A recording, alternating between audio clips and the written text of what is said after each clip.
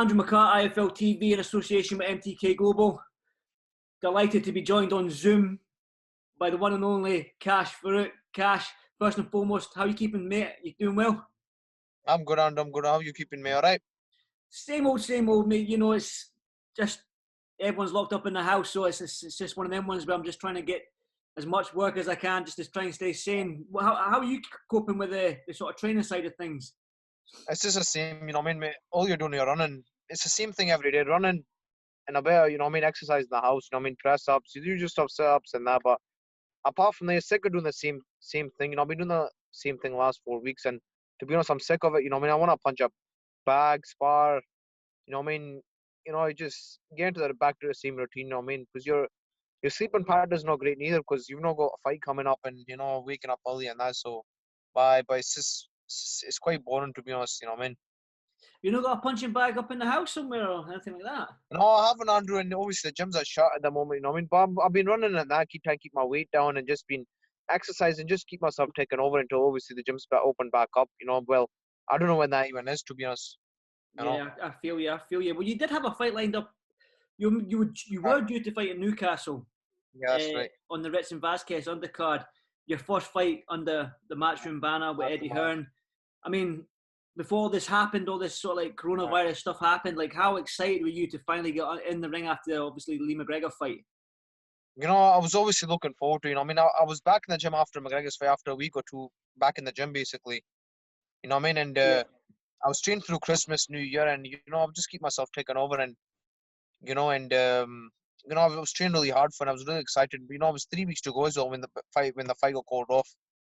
You know what I mean? And, you know, I knew it was coming because, as you know, Italy got it, Spain got it, then France got it, then obviously it came to Britain.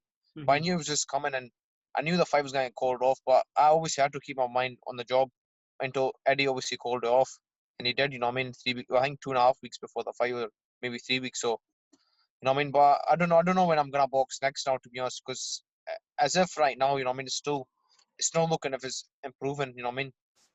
What was your mindset when the fight got called off in Newcastle? What was your sort of initial reaction to that? You know, it's not anybody's fault, to be honest. You know, it's not obviously any fire's fault. It's not any promoter's fault. So you can't do anything about it. It's just one of the things, you know what I mean? You just gotta keep carrying on, you know what I mean? So what I did was just took a day or 2 day off and started. Obviously, I kept on training right up until obviously the full lockdown. And once that thing, I just kept myself running and taking over, and that's it. And all, but obviously, it's not the same when you're in the gym, everything sparring, and you got a fight date. But you know, I don't know when I'm gonna box next. But to be honest, obviously, once this is out the way, then you know, then you can start looking at fight dates. You know, what I mean that because you know we don't know. I'm not been sparring and other stuff as well. So you know, it could be a while. Yeah. Well, as soon as all this clears up, are you going to get straight on the phone to Eddie and be like, Eddie, get me a fight date? I definitely, you know what I mean. Myself taking over before, you know what I mean, before what do you call I can obviously think about fighting again, you know what I mean, because it'll be a while. I don't know when that is, but that's the thing. It could be July, August, even September, you know what I mean. We just need to wait until these things, this virus gets finishes, you know what I mean. Definitely. I mean, Eddie seems to be a massive fan of yours. I mean, I was out in, I think it was Phoenix, Arizona, but oh, you there, KASH? I'm there, sorry. Sorry, mate. I was out in Phoenix, Arizona. I think it was in December, Right. and me and Eddie were talking about you. And he says he really likes you. You went down to Matchroom offices and you had a conversation with him. He says he loves your story. Obviously, coming from Pakistan and then ending up in Scotland and stuff like that. I mean, what's it like to have? You must feel good to have somebody like Eddie Hearn as a massive fan of yours. Yeah, no, it is honestly. You know, it was great. You know, I mean, after the fight, you know, and after the fight, he signed me up. Everything. I was over the moon, you know, and because as you knew yourself, after the fight, I didn't know where I was going. I thought I was gonna get back to small hole shows. Mm-hmm. You know, as you know, if you don't have a promoter, you don't have a big back, and you need to go back to small hole shows. And obviously, Eddie came and gave me a basic lifeline, and it's changed a lot of things for me. You know, so you know, obviously, I've signed a multiple contract with him, so hopefully these fights, you know what I mean, can lead to, you know what I mean, bigger fights, you know what I mean, and obviously hopefully a rematch with McGregor if that does happen, you know what I mean, in the future. I want to go on to the McGregor fight and the rematch and stuff like that, but I want to just stay on this. Like, when you went to with this meeting with Eddie, like, what did he say to you? Because I know that I watched on Instagram Live with him, and he says that you will be a world champion. Do you feel pressure when somebody with Eddie's caliber in the game, when he says that to you, he says you will be world champion? Do you feel any pressure with that? Of course, you do a wee bit, you know what I mean? But, you know, all I got to do is just keep doing what I'm doing, keep training hard and keep focused. And, you know, and time will tell, you know what I mean, if I do end up coming one, you know. So all I got is keep training hard and working hard. And, you know what I mean, future obviously reveal itself, you know. Definitely. Well, you mentioned Lee McGregor there. When you had your conversations with Eddie, like, did he give you his thoughts on the first fight there?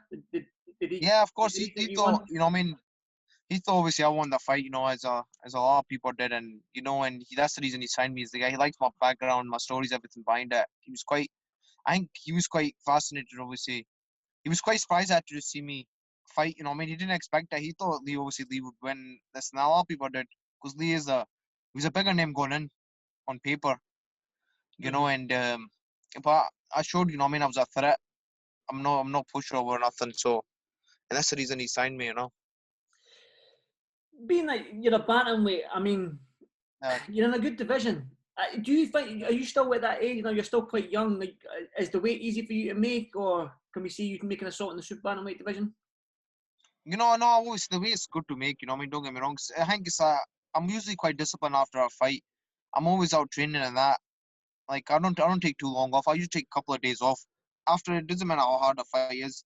Ian McGregor's finally took a week off after the fight. I was back in the gym, just taking over and kept my running up, and that's it, you know. And if you keep doing that, your discipline be all right. You know, obviously I don't so I'm a big bantamweight. You know, I'll be at this weight for a while. You know, I could be at this weight end of my career, to be honest. And don't get me wrong, it's not easy making the weight, but I don't kill myself doing it. You know, so I could be at this weight for a while before I can think about moving up. You know. Definitely. Well, have you watched the McGregor fight back, and what was your thoughts when you watched it back? Obviously, let me change that question up there a little bit. When that 12 bell rang for the end of the fight, the 10th round, sorry, did you in your head think, I've won this? Did you automatically think that you had won the fight? Yeah, definitely. I thought I won enough. You know, I mean, I thought I'd done more than enough to win it. You know, and so did my corner, but you know, it is what it is. It's, you know, it's in the past. I'm just looking to the future now. You know, and hoping, you know, I mean, getting back to winning ways and what do you call it, performing well. You know, that's my aim. Obviously after that, when the bell rang, I thought obviously I won the fight. I've done more than enough. I'm gonna get the decision, but you know, what can you do? You know. Well, that's it. You're very humble, and that's it's very nice to see. Right. Somebody like yourself, you've not badmouthed Lee. You've not came out and done interviews and basically said that I've won the fight. I want the rematch right now.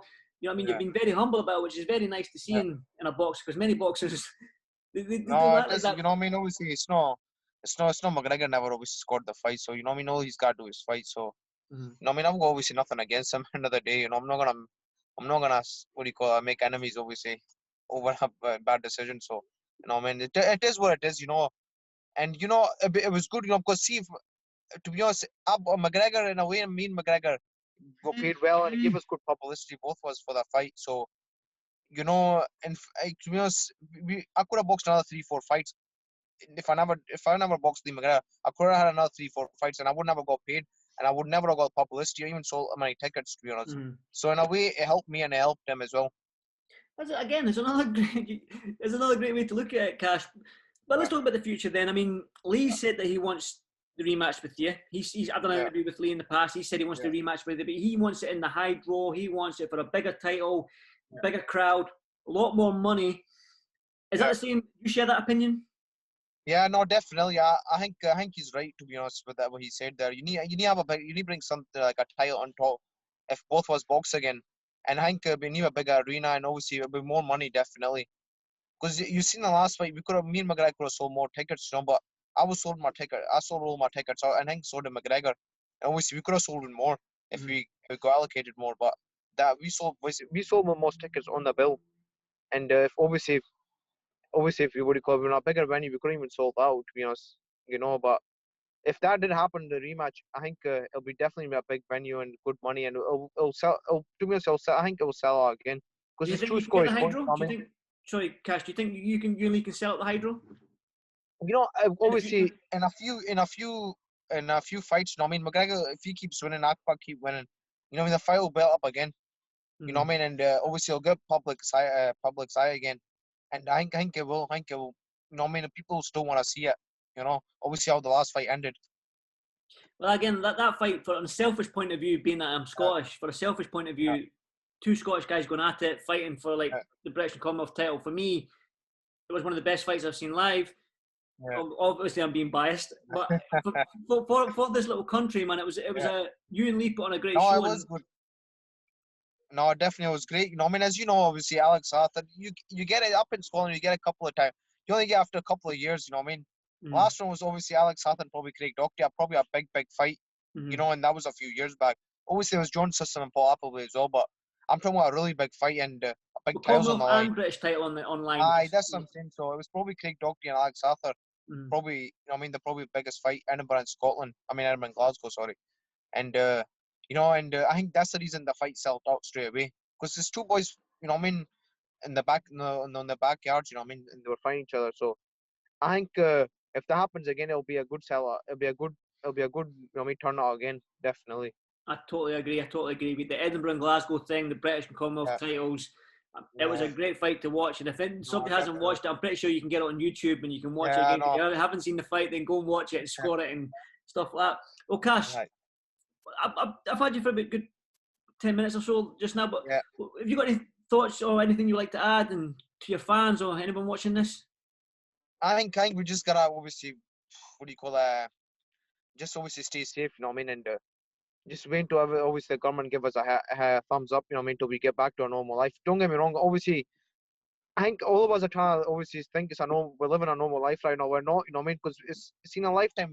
We're never gonna we might not get this ever again. Because you can't even do a lot of things right now. Even obviously see your friends, associate with other families, and even go to the gym, see your trainers.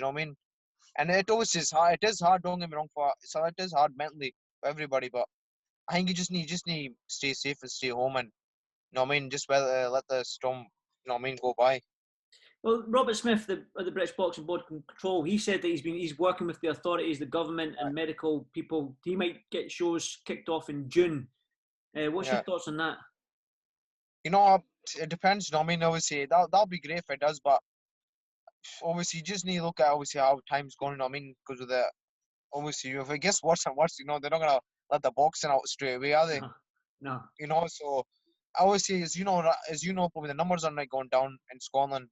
Or even I think in England as well, the numbers are not going down. So we'll need to obviously get a few weeks go by. I think they've got another 3-week lockdown, and So the boys need to be fair as well. You can't just put a fighter into a title fight within 3 or 4 weeks notice. They've been doing nothing the last few weeks. So you give them enough time and get back in the gym and that, so he can get fit and get back to fighting ways.